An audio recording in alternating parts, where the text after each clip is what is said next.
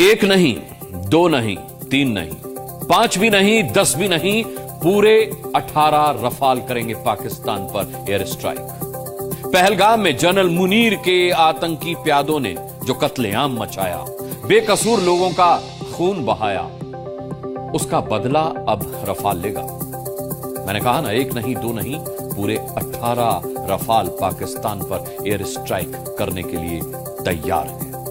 इसीलिए तो पहलगाम में आतंकी हमले के बाद पाकिस्तान में हड़कंप मचा है और रफाल के नाम से पाकिस्तान कांप रहा है।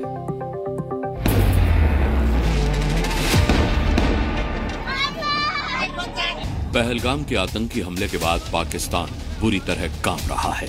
पाकिस्तान के इस डर की वजह है पहलगाम हमले का बदला, जो भारत लेकर रहेगा।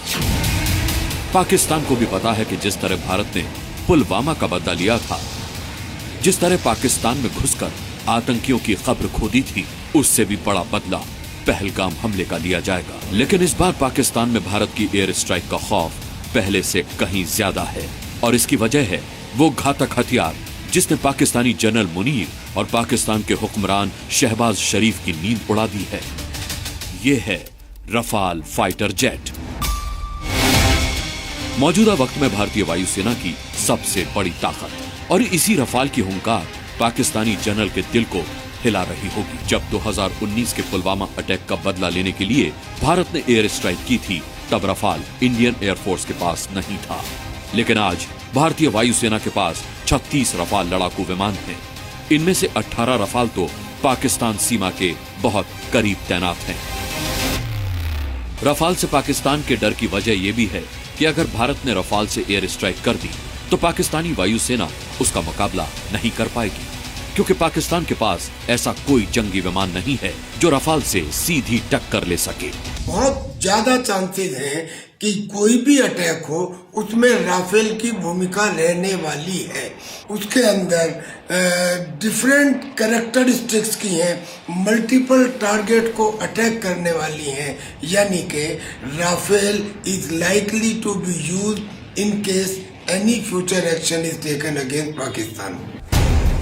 पाकिस्तान के पास सबसे घातक जंगी विमान F-16 है, लेकिन रफाल के तरकश में ऐसी मिसाइलें हैं जो उसे F-16 से कई गुना ज्यादा ताकतवर बनाती हैं। रफाल के पास मीटियोर मिसाइल है जिसकी रेंज 150 किलोमीटर है। रफाल की सबसे बड़ी ताकत है स्कैल्प मिसाइल जिसकी रेंज 300 किलोमीटर है। इसका मतलब यह हुआ कि अगर भारत ने रफाल को एयर स्ट्राइक के लिए भेजा तो ये जंगी विमान पाकिस्तानी एयर स्पेस में घुसे बिना ही पाकिस्तान के भीतर 300 किलोमीटर दूर तक तबाही मचा सकता है। मतलब इस्लामाबाद पर भी निशाना साधा जा सकता है, क्योंकि LOC से इस्लामाबाद की दूरी करीब 145 किलोमीटर है। पाकिस्तान कितना हुआ डरा हुआ सहमा हुआ देश है, वो अपने आंतरिक सिचुएशन को कंट्रोल नहीं कर पा रहा और इस तरीके का जो टेररिस्ट एक्ट को वो मदद करता है, पूरा ध्यान भटकाने की कोशिश करता है और बाद में डिनायल मोड पे चला जाता है। रफाल विमान की पहली स्क्वाड्रन अंबाला में है, जहां 18 रफाल विमानों को तैनात किया गया है, जहां से ये विमान चंद मिनटों में पाकिस्तान में घुसे बिना तबाही मचा सकते हैं। भारत की एयर स्ट्राइक के जवाब में अगर पाकिस्तान ने भारत पर हमला करने की हिमाकत की तो उसके मंसूबे कामयाब नहीं हो पाएंगे।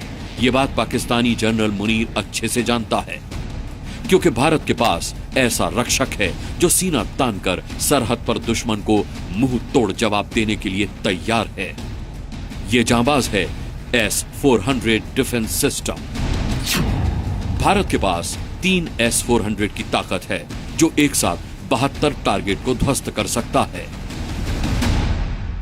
S-400 यानी कि रशिया का वो एयर डिफेंस सिस्टम जो किसी भी एयरक्राफ्ट को, किसी भी मिसाइल को एक सर्टेन डिस्टेंस 400 किलोमीटर के अंतर्गत पूरी तरह से तबाह कर सकता है। यानी कि राफेल, तेजस और S-400 ये तिकड़ी डिफेंसिव एंड ऑफेंसिव दोनों तरह के मामले में एक बहुत बड़ा डेटरेंट है।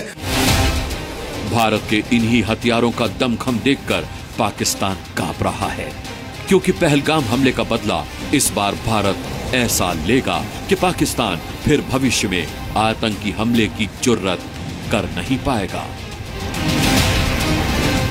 ब्यूरो रिपोर्ट, जी मीडिया।